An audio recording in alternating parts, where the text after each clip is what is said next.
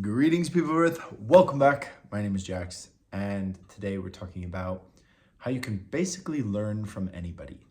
And this type of learning can happen in the positive and the negative. And what I mean by that is that someone can actively teach you something that they embody, that they have.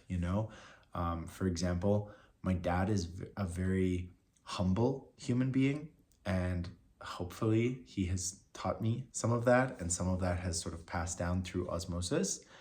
And then when I mean negative teaching, you can look at someone and you can realize what they're really lacking, or you can learn from them by doing not as they do, but the exact opposite.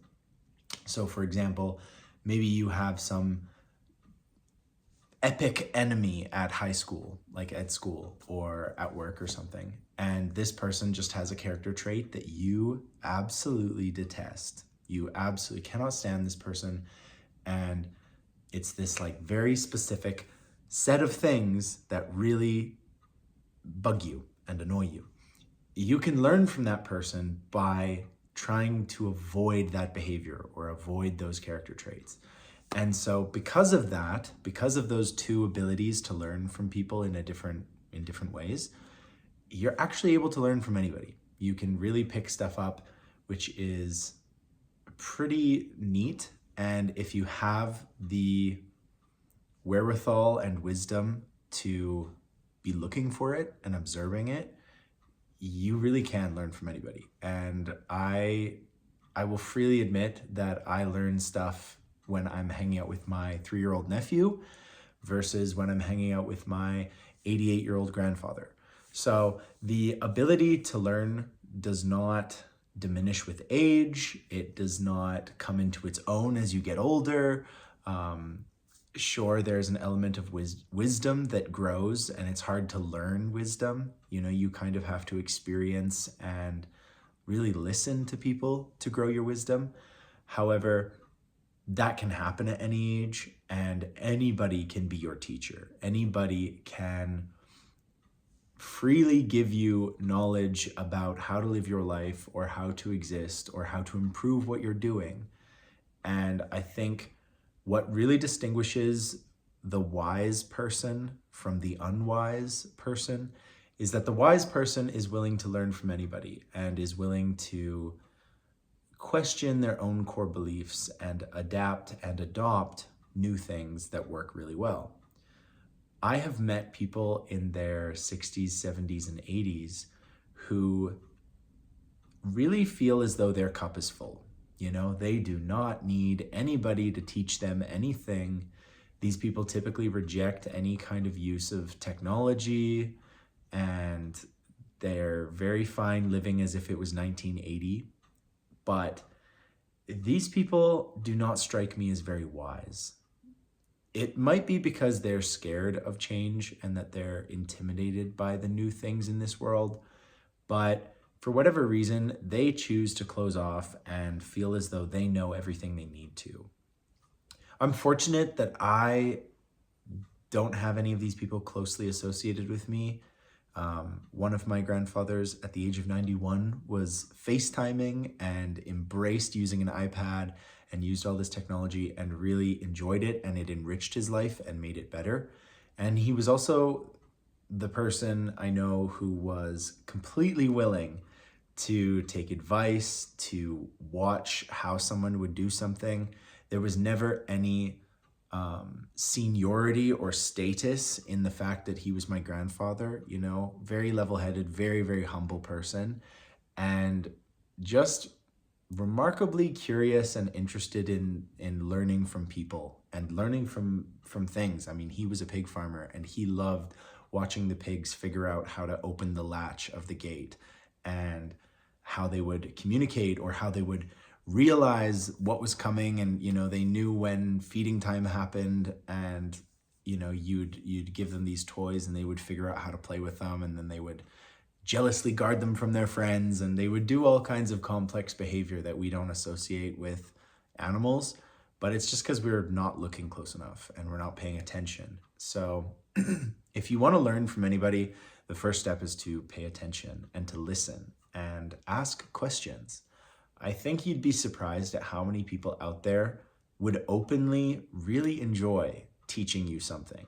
Like if you ask somebody about their passion for something that they love, they will gush and they will absolutely feel as though you are seeing them for who they are. And that's a very, very compelling trait to have. Just being interested and curious in how people live their lives and what they do.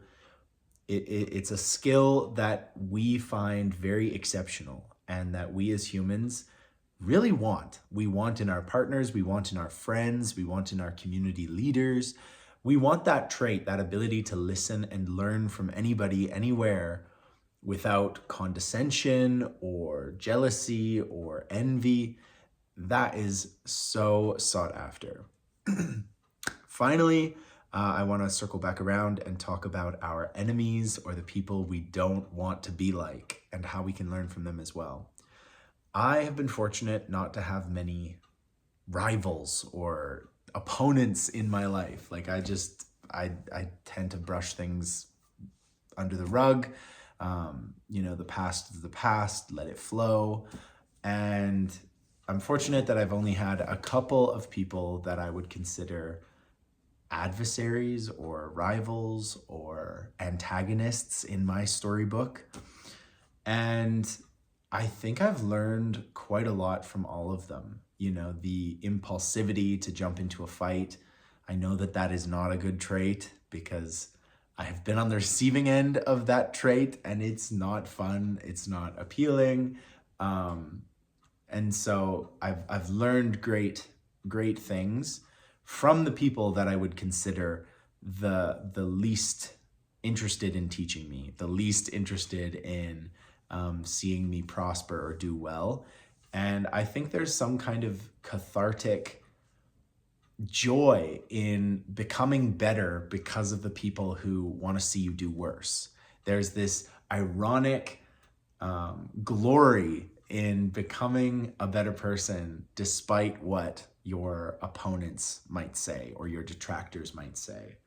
And that's kind of a magical thing, but it comes with the wisdom to understand that everybody has something to teach you.